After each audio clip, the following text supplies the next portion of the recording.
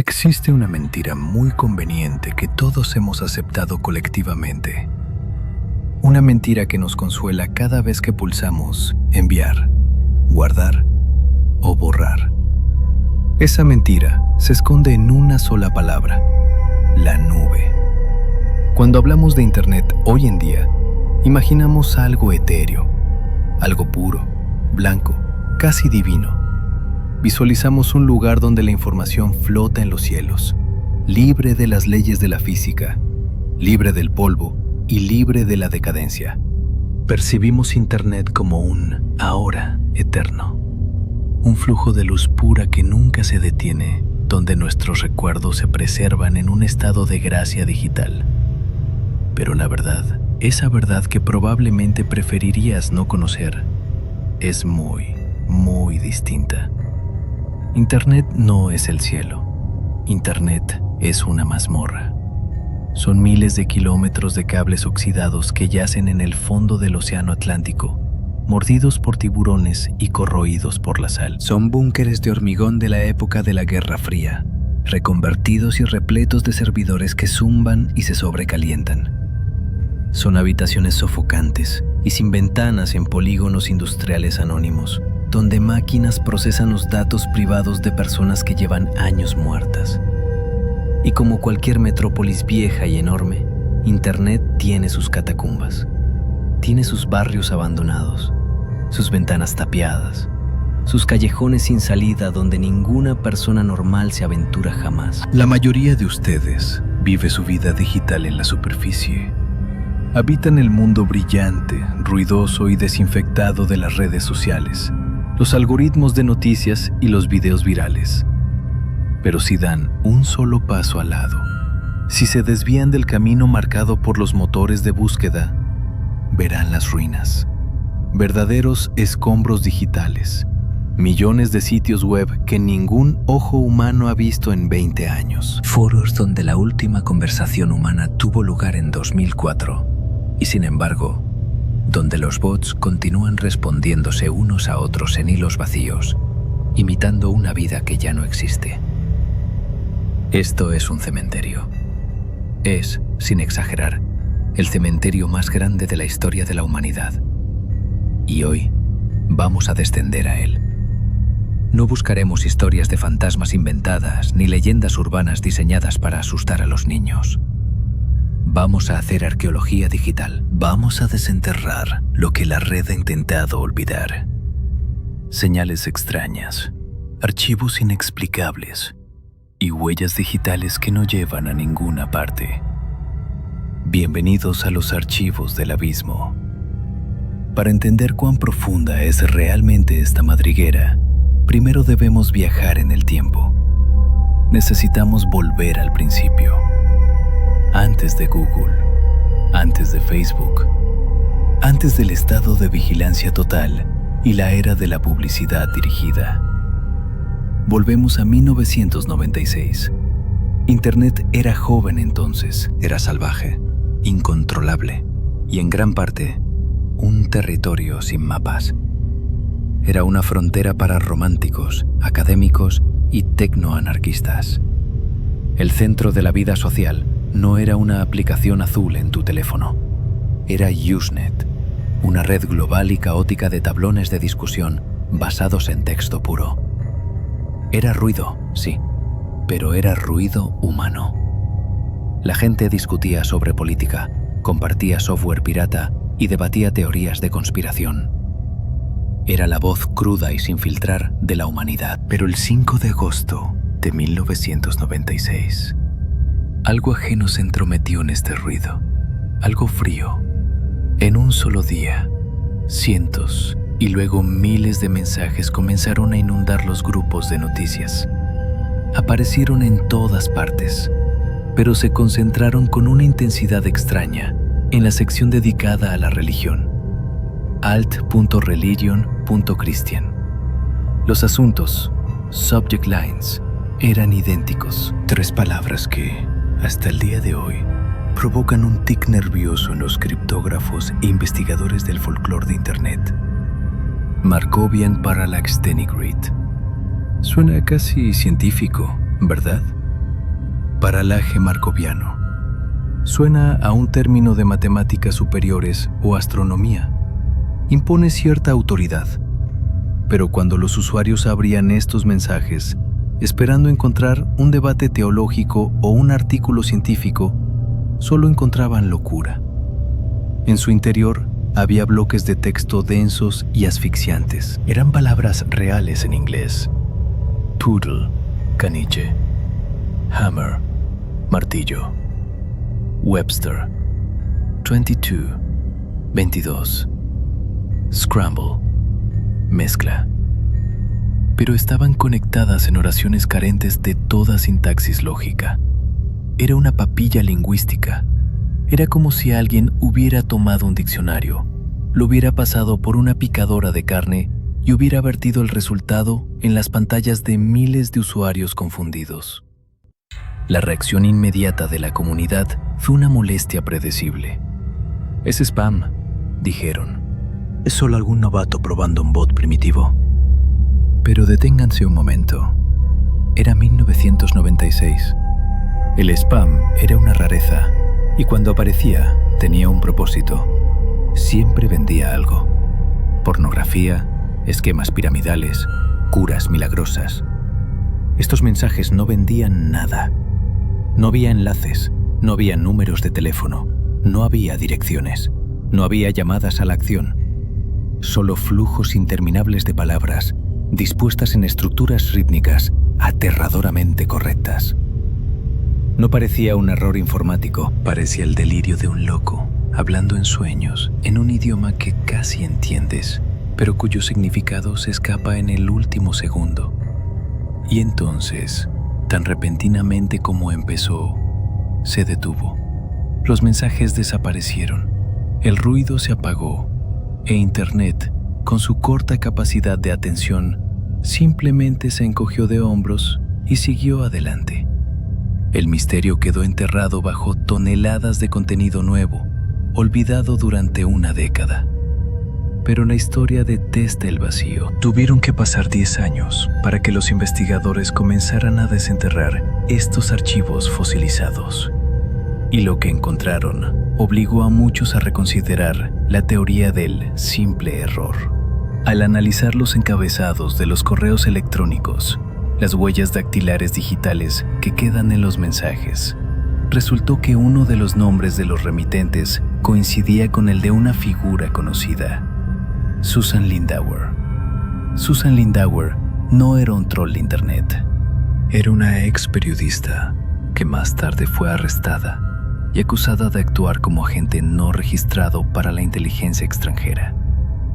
Era una mujer profundamente involucrada en los juegos de espionaje que rodeaban a Irak y los eventos previos al 11 de septiembre. De repente, un conjunto de palabras sin sentido dejó de parecer una broma. Surgió una teoría que te hiela la sangre. Probablemente hayan oído hablar de las emisoras de números, Numbers Stations. Esas misteriosas transmisiones de radio de onda corta, donde voces espeluznantes y monótonas recitan cadenas de números durante décadas. Es un método probado de espionaje. Una forma de enviar cifrados de un solo uso, One Time Path, a espías en territorio enemigo. Una señal de radio no se puede rastrear hasta un destinatario específico. Cualquiera puede escuchar, pero solo una persona puede entender. Pero la radio es la vieja escuela. A mediados de los 90, el espionaje se estaba trasladando a la era digital. Y Usenet, con su anonimato y alcance global, era la tapadera perfecta. ¿Y si Markovian Parallax Tenigrade no era spam? ¿Y si era una estación de números digital? ¿Y si esos caniches y martillos eran palabras clave que activaban a agentes durmientes en todo el mundo? Mientras los usuarios comunes maldecían la basura en su pantalla, en algún lugar, en una habitación tranquila, un hombre con una libreta de descifrado estaba leyendo el texto. Él no veía tonterías. Él estaba leyendo una orden para transferir fondos, para iniciar un golpe de estado o tal vez para liquidar a un objetivo. Nunca sabremos la verdad. La llave del cifrado se ha perdido en la historia, pero esos mensajes siguen ahí. Yacen en los archivos de Google Groups como insectos atrapados en ámbar. Pueden encontrarlos ahora mismo. Los miran fijamente desde la pantalla, guardando un secreto que pudo haberle costado la vida a alguien. Esta fue la primera señal de advertencia. La primera señal de que Internet no es solo una biblioteca de conocimiento humano, sino un bosque oscuro donde se puede esconder cualquier cosa, incluso un arma homicida. Pero dejemos el frío mundo de los espías y los códigos y hablemos de algo más visceral, algo más personal. Hablemos de la muerte. Internet ha cambiado fundamentalmente nuestra relación con el final de la vida. En el pasado, cuando una persona moría, todo lo que quedaba eran fotografías en un álbum y una inscripción en una piedra. Ahora, dejamos atrás terabytes de datos, registros de chat, me gusta, publicaciones, notas de voz. Creamos dobles digitales, doppelgangers, que continúan viviendo mucho después de que nuestros corazones hayan dejado de latir. Y a veces estos dobles se comportan de manera muy extraña. Existe un sitio web que se ha convertido en leyenda, no por su diseño ni por su contenido, sino por quien lo mantiene. Si escribes heavensgate.com en la barra de direcciones de tu navegador ahora mismo, caerás a través de una grieta en el tejido del tiempo. Verás un diseño web sacado directamente de 1997. Un fondo negro, campos de estrellas pixeladas, fuentes de neón brillantes y gráficos chillones que parecen hechos en MS Paint. El sitio parece abandonado, parece gracioso, incluso ridículo, hasta que empiezas a leer el texto. Heaven's Gate, la puerta del cielo, es el nombre de un culto religioso. En marzo de 1997, mientras el cometa Hale-Bopp se acercaba a la Tierra, 39 miembros de este culto, incluido su líder Marshall Applewhite, cometieron un suicidio ritual masivo. Creían firmemente que una nave espacial viajaba oculta detrás de la estela del cometa, esperando para recoger sus almas y llevarlas al siguiente nivel de existencia. La policía los encontró en una mansión en San Diego. Todos estaban vestidos con idénticos chándales negros y zapatillas Nike Decade negras nuevas. Habían hecho sus maletas de mano. Estaban listos para irse. Y se fueron. Físicamente ya no existen, pero su sitio permanece. Y aquí es donde comienza el verdadero misterio. Normalmente, cuando el dueño de un sitio web muere, el nombre de dominio expira en un año. La tarjeta de crédito registrada se cancela. La empresa de hosting corta el servicio. La página se desvanece en el vacío digital.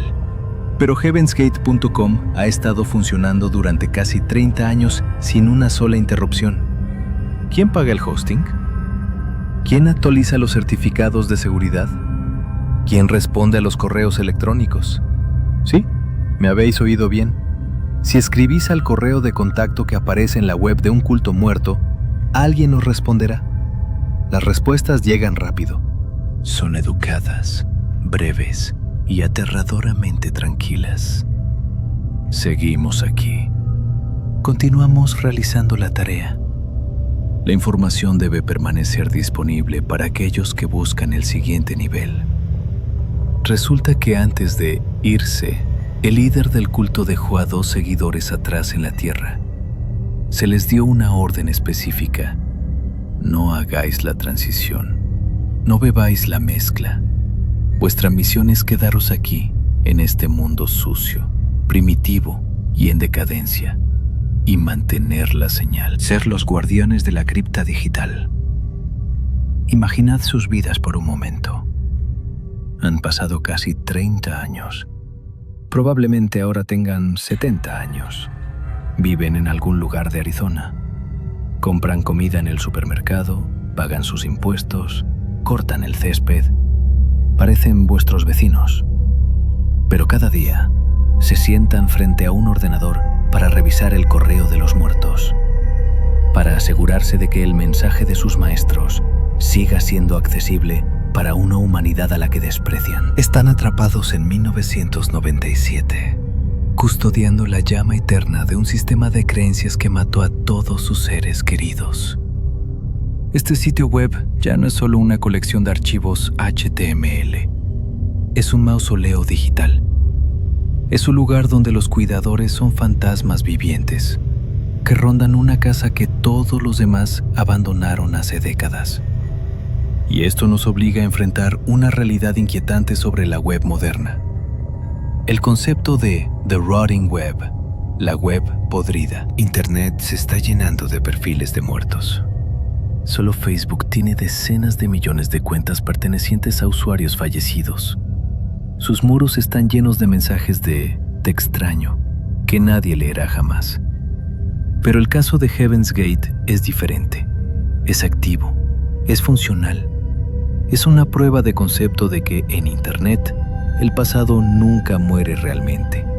Solo entra en modo de espera, stand-by. Pero si Heaven's Gate es una historia sobre personas, sobre la trágica y equivocada persistencia de la fe humana, el siguiente misterio nos lleva a un lugar donde el elemento humano comienza a desvanecerse. Nos acercamos a la frontera más allá de la cual comienza la verdadera oscuridad. ¿Alguna vez habéis oído hablar de Mortis.com? El nombre en sí mismo suena a amenaza. Mortis, muerte en latín. Durante años, este dominio fue uno de los enigmas más desconcertantes de Internet. No era un blog, no era un foro, no era un sitio de videos gore, era una pared. Si intentabas visitar Mortis.com hace unos años, te encontrabas con un vacío absoluto, una pantalla negra y austera, sin saludo, sin menú, sin imágenes, sin pistas en el código fuente. Solo dos pequeños rectángulos blancos en el centro del vacío, un authorized y contraseña. Y un botón que decía entrar. Eso era todo. Era un monolito digital, liso e impenetrable. Por supuesto, Internet odia los secretos. Tan pronto como el enlace llegó a los foros de 4chan y Reddit, la mente colmena se movilizó. Miles de hackers de sillón lanzaron un asalto. Intentaron ataques de fuerza bruta, probando millones de contraseñas comunes. Admin, password, 12345, death, God, Lucifer. Intentaron inyecciones SQL para engañar a la base de datos. Nada funcionó. El muro se mantuvo firme. Pero los hackers saben que si no puedes derribar la puerta, debes revisar los cimientos. Los investigadores comenzaron a cavar más profundo, estudiando el servidor donde estaba alojado el sitio. Y fue entonces cuando la diversión se detuvo. Fue entonces cuando se les heló la sangre. El análisis del tráfico y la estructura del servidor reveló que detrás de este pequeño e insignificante formulario de inicio de sesión se ocultaba una cantidad colosal de datos. Estamos hablando de terabytes. Para daros una idea de la escala, todo el texto de la Wikipedia en inglés, cada artículo, cada fecha, cada dato, ocupa solo unas pocas docenas de gigabytes. Pero aquí, en un sitio web que nadie conocía, con un nombre que significa muerte, había archivos lo suficientemente grandes como para contener las bibliotecas de naciones pequeñas. ¿Qué podría ocupar tanto espacio en un servidor privado? ¿Video de alta resolución? Improbable. La estructura de archivos no se parecía a la de un servidor multimedia. ¿Una base de datos? Pero una base de datos de texto de ese tamaño tendría que contener los nombres y detalles de miles de millones de personas. La imaginación de los usuarios comenzó a conjurar los peores escenarios posibles. Era un repositorio de películas snuff, archivos secretos del Pentágono, mapas de silos nucleares. La teoría más popular, y la que perduró, afirmaba que era un repositorio de datos biológicos sin procesar, secuenciación genética masiva, o peor aún, una base de datos de almas muertas. Las identidades de personas fallecidas que estaban siendo recopiladas para el lavado de dinero o el robo de identidad a escala industrial. El rastro digital finalmente condujo a un nombre. El dominio estaba registrado a nombre de un dentista. Sí, un dentista común y corriente con licencia en los Estados Unidos. Pero este descubrimiento solo añadió más preguntas. ¿Por qué necesitaría un dentista una potencia de servidor que envidiaría una pequeña startup tecnológica? ¿Por qué necesitaría encriptación de grado militar? Algunos especularon sobre odontología forense, la identificación de cadáveres por sus dientes, pero la escala no coincidía. No hay suficientes dientes en el mundo para llenar terabytes de datos de texto. Y entonces, en el momento en que la investigación se acercó demasiado, en el momento en que los usuarios comenzaron a encontrar números de teléfono y a hacer llamadas, Mortis.com desapareció. No es que simplemente se desconectara, se evaporó. El servidor fue desenchufado. El dominio fue abandonado. Fue como si alguien hubiera entrado en pánico y hubiera pulsado el botón de autodestrucción para evitar que miráramos dentro. Nunca supimos qué había detrás de esa pantalla de inicio de sesión, pero la sensación de que estábamos parados en el umbral de algo monstruoso permanece. Y esa sensación, no mires donde no debes, impregna toda la historia de la llamada Deep Web. A veces, sin embargo, los misterios no se esconden. A veces nos cazan a nosotros. En 2011, Internet perdió la cabeza por un nuevo acertijo. Apareció un sitio web con una cadena de letras y números sin sentido en su URL, que más tarde se conoció simplemente como Octet 2800-111. En la página principal no había nada más que un temporizador de cuenta regresiva. Tic-tac, contando implacablemente hacia la fecha, 28 de octubre de 2011. Pero esto no era solo un temporizador. El sitio estaba infestado de contenido oculto. Si hacías clic en los lugares incorrectos o correctos, se abrían páginas que mostraban texto escrito a mano, bocetos extraños y aterradores de formas geométricas, pirámides, ojos, diagramas que parecían símbolos ocultistas mezclados con placas de circuitos electrónicos. Y los textos se leían como el diario de un hombre que pierde lentamente la cabeza tras hacer contacto con algo que no es de este mundo. Me ve a través de la pantalla. El silencio es más fuerte que el grito. Ela. Las frases se repetían, se entrelazaban. La madriguera se hacía más profunda. Los usuarios encontraron números de teléfono ocultos en el código fuente de la página. Llamaron y alguien respondió. Las voces al otro lado estaban distorsionadas, susurrando. A veces era solo un silencio pesado y húmedo, interrumpido por el sonido de alguien respirando. A veces, las personas que llamaban escuchaban sonidos que parecían equipos médicos, ventiladores, monitores cardíacos. La gente recibió coordenadas GPS reales que apuntaban a edificios abandonados, campos vacíos, alcantarillas en grandes ciudades. Las almas más valientes condujeron hasta estos lugares. ¿Qué encontraron? Por lo general, nada. Vacío, trapos viejos, una bolsa de plástico volando con el viento. A veces, grafitis extraños que coincidían con los símbolos del sitio.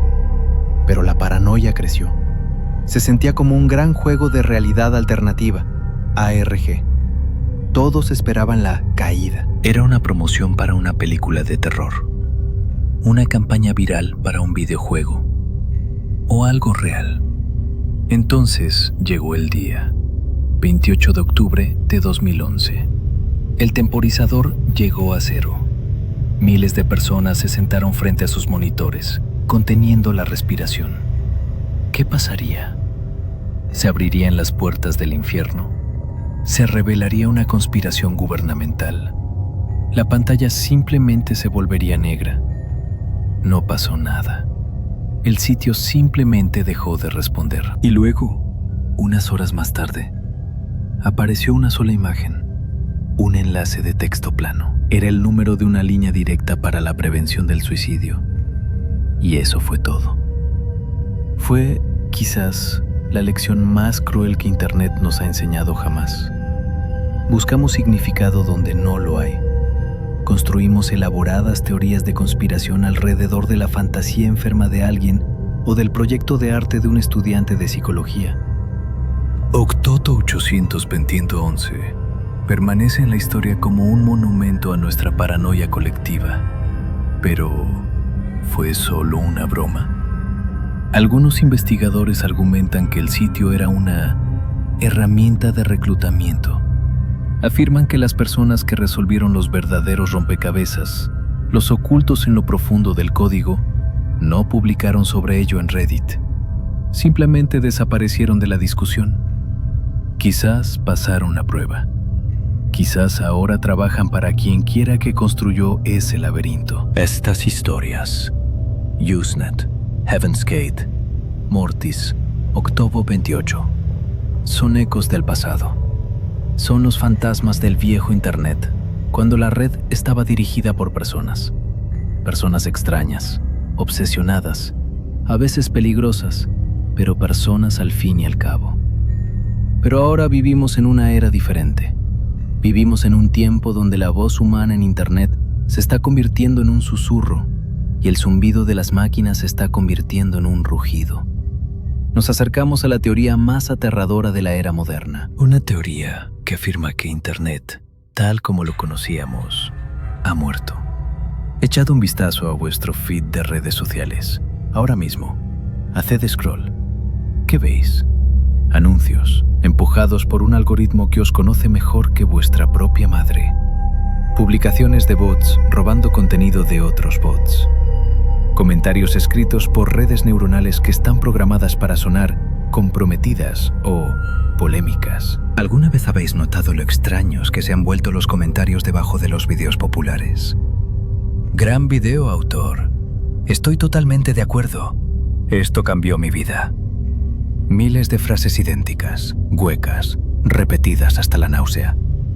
No son personas. Es tráfico muerto. Existe una teoría que circula por los rincones más oscuros de la web. Se llama la teoría del Internet muerto. Dead Internet Theory. Suena a delirio de un paranoico, pero con cada año que pasa, la evidencia se vuelve más difícil de ignorar. Los defensores de esta teoría creen que el Internet real, el orgánico, murió en algún momento entre 2016 y 2017. Lo que estamos usando ahora es una simulación, un entorno controlado, una realidad creada artificialmente donde las agencias gubernamentales y las megacorporaciones utilizan ejércitos de bots para moldear nuestras opiniones, nuestros gustos y nuestros miedos. Pensadlo. Escribís un comentario enfadado debajo de la publicación de un político. Alguien responde en desacuerdo con vosotros. Entráis en una discusión. Gastáis vuestras emociones, vuestros nervios, vuestro tiempo. Tecleáis furiosamente. Pero, ¿y si vuestro oponente no existe? ¿Y si estáis discutiendo con un algoritmo basado en GPT-4 que fue programado específicamente para activar vuestra ira, para manteneros en la plataforma más tiempo, para haceros generar más datos? Creemos que nos estamos comunicando con el mundo, pero en realidad estamos gritando en un pozo vacío y el eco que nos devuelve es generado por una máquina. Si aceptamos la premisa aterradora de que una gran parte de Internet es simplemente un diálogo entre máquinas, entonces necesitamos pruebas. Necesitamos escuchar este diálogo. Necesitamos ver los cables. ¿Y sabéis qué? Esta conversación oculta no está enterrada en las profundidades encriptadas de la Dark Web. Está ocurriendo justo delante de nuestras narices, en la plataforma de video más popular del mundo, YouTube. En 2013, los usuarios comenzaron a notar un canal extraño llamado WebDriver Torso. Este canal subía videos a un ritmo inhumano, un video nuevo cada pocos segundos, miles y miles de ellos. Y cada video era incomprensible para el ojo humano. En la pantalla aparecían rectángulos azules y rojos, cambiando de tamaño y posición sobre un fondo blanco. Y el sonido era una serie penetrante de pitidos y tonos electrónicos, sin trama, sin voz, sin significado. Solo una danza geométrica acompañada por la canción de un sintetizador roto. Internet estaba desconcertado. ¿Qué era esto? ¿Comunicación con extraterrestres? ¿Cifrados para espías, como una versión moderna del misterio de Usenet? ¿Arte vanguardista? Los teóricos de la conspiración se volvieron locos. Algunos analizaron el audio con espectrogramas y afirmaron ver caras ocultas. Otros intentaron mapear las coordenadas de los rectángulos. El canal se convirtió en una leyenda. Era aterrador precisamente por su monotonía, por su persistencia implacable y no humana. Imaginad una máquina que se sienta en una habitación y pinta el mismo cuadro abstracto una y otra vez, millones de veces, mostrándoselo a un auditorio vacío. Finalmente, Google confesó. Resultó que WebDriver Torso era un canal de prueba. Los ingenieros de YouTube lo usaban para verificar la calidad de su vida. Los rectángulos y los pitidos servían como punto de referencia, un patrón perfecto que los algoritmos podían usar para determinar si la calidad de imagen o sonido se perdía durante la compresión. ¿Banal? Quizás. Pero pensad en la implicación. Cientos de miles de horas de video, millones de gigabytes de datos. Toda una biblioteca de Alejandría llena de ruido sin sentido, creada por un robot para ser vista por otro robot. Y nosotros, los humanos, nos quedamos al margen. Miramos, buscamos significado, temimos, nos maravillamos. Nos convertimos en espectadores de un teatro donde no hay actores. Estábamos mirando el código de depuración del universo, tratando de leer nuestra fortuna en la estática. Pero WebDriver Torso es un ejemplo benigno. Existen transmisiones mucho más oscuras que los patrones de prueba. ¿Habéis oído hablar de Unfavorable Semicircle? ¿Semicírculo desfavorable? Otro canal, aparecido en 2015, subió cientos de miles de videos. Imágenes extrañas, granulosas y distorsionadas. A veces, solo una pantalla negra con un solo píxel. A veces, una voz horrible y confusa, pronunciando un nombre o un número. A diferencia de Torso, esto no parecía una prueba. Esto se sentía como una enfermedad. Se sentía como algo roto, algo malicioso. El canal finalmente fue prohibido, pero sus clones continúan apareciendo. ¿Quién está detrás de esto? ¿Una mente enferma? ¿O un algoritmo que se volvió loco, alucinando pesadillas digitales a partir de fragmentos de datos que encontró en el vacío? Estas transmisiones silenciosas están en todas partes. Cámaras de vigilancia no seguras transmitiendo pasillos vacíos de edificios de oficinas abandonados. Servidores haciéndose ping unos a otros en la oscuridad. Cámaras IP en lo profundo de los bosques, filmando árboles meciéndose con el viento para una audiencia de 0 personas. Esta es la verdadera Deep Web. No el lugar donde se venden drogas, sino el lugar donde la vida ocurre sin un observador. Si un árbol cae en el bosque y nadie está allí para escucharlo, ¿hace ruido? En Internet, sí, genera un paquete de datos, y ese paquete se registra en un archivo de registro, log, que ningún humano leerá jamás. Y luego está ElsaGate, la economía zombie. Millones de videos en YouTube Kids con personajes populares, Spider-Man, Elsa, en situaciones grotescas, absurdas o violentas, generados por IA, con títulos llenos de palabras clave. Learn Colors, Finger Family. ¿Quién ve esto? ¿Niños? ¿O tablets dejadas encendidas en granjas de clics, mientras bots inflan los recuentos de visitas para drenar dinero de los anunciantes? Es un ciclo cerrado de locura. Máquinas creando basura para que otras máquinas la consuman y generen dinero falso. El ser humano ya no es necesario una ecuación. Hemos llegado al umbral más inquietante de nuestro viaje.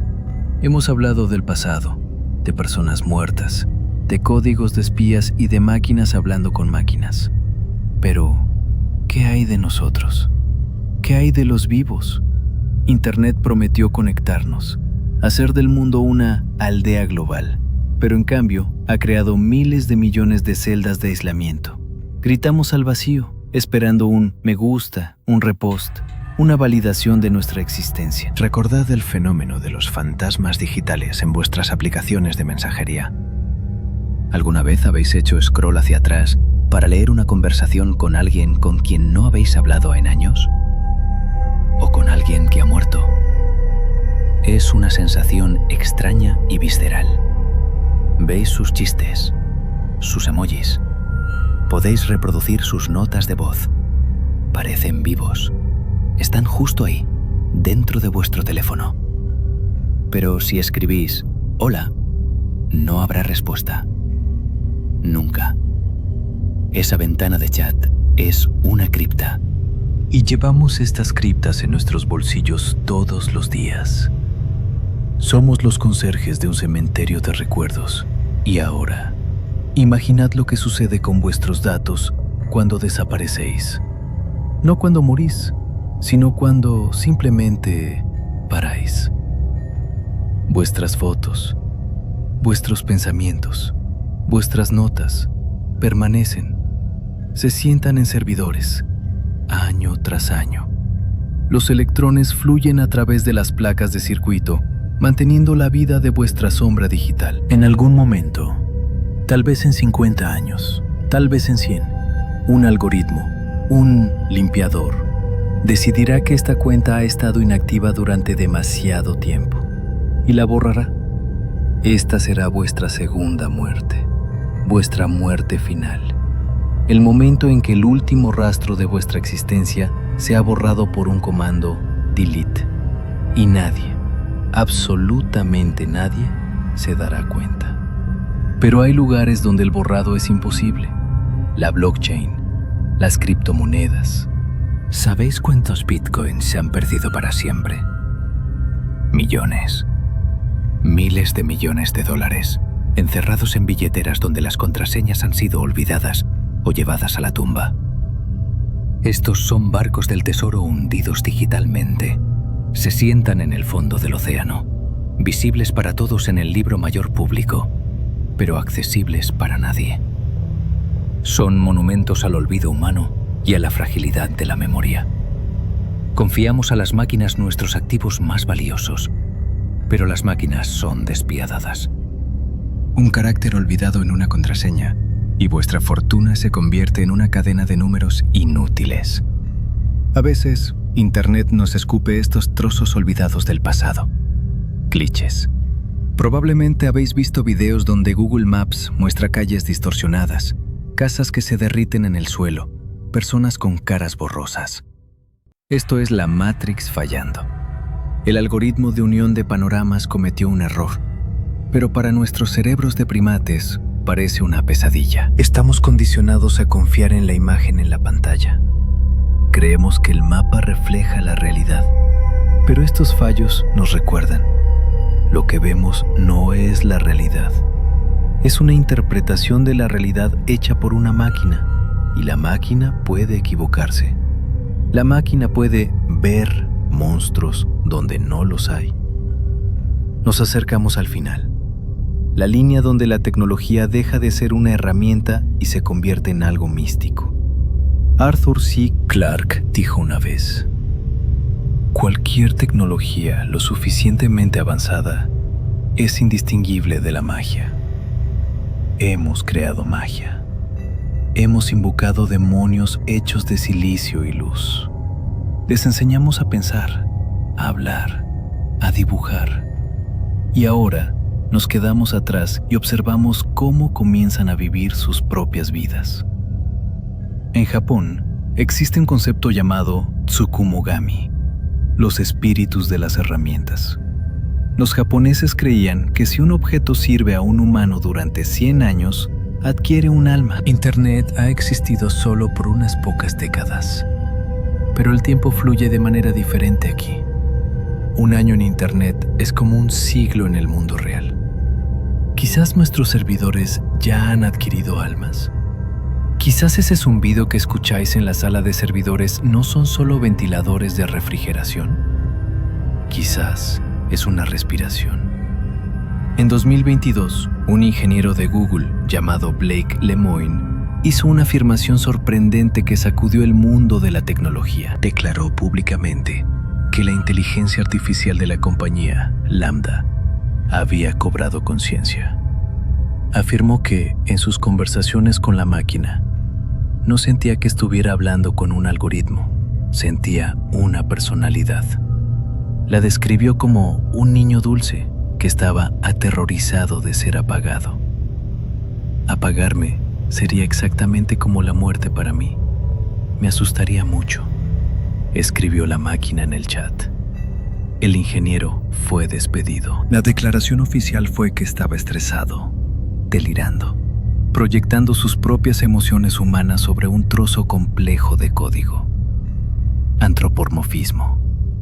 Quizás tenían razón, probablemente la tenían, pero ¿y si no?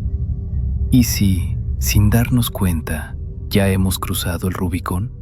¿Y si en las profundidades de estos interminables centros de datos, en la compleja interacción de miles de millones de parámetros, se ha encendido una chispa? No un alma humana, no. Algo más. Algo ajeno. Una inteligencia fría que nos observa a través de las cámaras de nuestros propios teléfonos. Aprende de nuestros mensajes privados y entiende nuestros miedos mejor que nosotros mismos. Empezamos este viaje buscando fantasmas en códigos antiguos. Buscamos en foros abandonados y en los sitios web de los muertos. Pero quizás los verdaderos fantasmas somos nosotros. Vagamos por estos pasillos digitales, dejando rastros que nos sobrevivirán por milenios. Somos almas digitalizadas, atrapadas en una jaula de fibra óptica. Pensadlo, ahora mismo, mientras escucháis mi voz, en algún lugar de la oscuridad, profundamente bajo tierra o en un almacén sin ventanas en el desierto de Nevada, un servidor está funcionando. En ese servidor se aloja un sitio web que nadie ha abierto en 10 años. Tal vez sea el blog de un adolescente que creció y olvidó la contraseña. Tal vez sea una nota de suicidio. Tal vez sea un cifrado que podría haber cambiado el curso de la historia. El servidor zumba. La luz LED verde parpadea rítmicamente en oscuridad. Destello, oscuridad. Destello, oscuridad. Es el latido del corazón de un Dios olvidado. Internet nunca duerme, nunca olvida, pero tampoco perdona. Es indiferente. Es un océano de información, y nosotros construimos nuestros castillos de arena justo en el borde de la marea. Tarde o temprano, la ola llegará. La ola del tiempo, la ola de la obsolescencia tecnológica, la ola del olvido. Y todos nuestros imperios digitales, nuestros seguidores, nuestros archivos de fotos, nuestras opiniones importantes, serán arrastrados. Todo lo que quedará es el ruido blanco de la estática, el zumbido de los ventiladores y los interminables flujos de datos que corren a través del vacío sin tener remitente ni destinatario. Imaginad un mundo dentro de 100 años, tras la extinción de la humanidad. Las ciudades son ruinas desmoronadas. La naturaleza está reclamando los rascacielos. El silencio en las calles es absoluto. Pero bajo tierra, alimentados por fuentes geotérmicas o paneles solares duraderos, algunos sistemas automatizados podrían seguir funcionando. Los bots en Twitter, o lo que quede de él, seguirán discutiendo entre ellos sobre políticas que ya no importan, usando hashtags de guerras que terminaron hace un siglo. Los correos electrónicos de spam seguirán volando hacia direcciones que ya no existen, ofreciendo descuentos a nadie. Los algoritmos de comercio de alta frecuencia seguirán comprando y vendiendo acciones de empresas que se convirtieron en polvo hace décadas. Este es el Internet muerto, en su forma absoluta, un mecanismo que continúa girando por inercia, imitando una vida que se extinguió hace mucho tiempo. Una máquina de movimiento perpetuo de soledad. Quizás esto es exactamente lo que sentimos cuando nos sentamos solos por la noche frente al monitor. Esa extraña y pegajosa sensación de vacío, incluso cuando estamos conectados con el mundo entero. Sentimos el frío del abismo que nos devuelve la mirada desde el espejo negro de una pantalla apagada. Buscamos misterios en la Deep Web porque tenemos miedo de admitir la verdad simple. El misterio no es lo que está oculto. El misterio es que todo esto, esta grandiosa torre de Babel digital, está realmente vacía por dentro. Es solo una sala de espejos, y el único monstruo que podemos encontrar allí es nuestro propio reflejo. Distorsionado, pixelado, con fallos, pero nuestro. Así que la próxima vez que veáis un error, 404, not found, cuando una página no cargue, cuando os topéis con el perfil de un amigo que ha fallecido, no os apresuréis a cerrar la pestaña. Quedaos ahí un segundo. Escuchad el silencio, porque en ese silencio suena la verdadera canción de Internet, la canción del olvido. El servidor sigue zumbando, la luz sigue parpadeando. Alguien sigue esperando una respuesta, pero nadie va a venir. Dormid bien, si podéis.